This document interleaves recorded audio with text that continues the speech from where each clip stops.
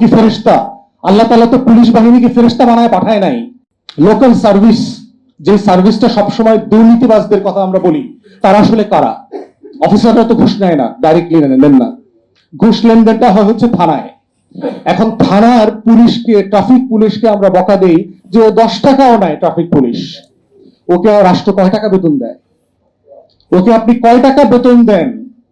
ও কি করবে?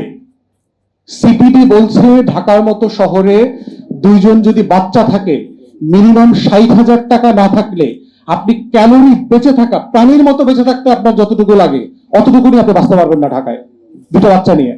তাহলে আপনি তাকে বেতন দেন 19,000 টাকা, 22,000 টাকা, কিছু রেশন দেন। এইটা দিয়া দুইটা বাচ্চার সন্তান, অনেক ফ্যামিলিকে বাবা মাকে লুক আফটার করতে হয়, গ্রামের পরিবারকে দেখাশোনা করতে হয়, অসুস্থ রোগীদেরকে চিকিৎসা দিতে হয়। সে কিভাবে চলবে? ও কি ফেরেশতা? আল্লাহ তাআলা তো পুলিশ বাহিনীকে ফেরেশতা বানায় পাঠায় নাই।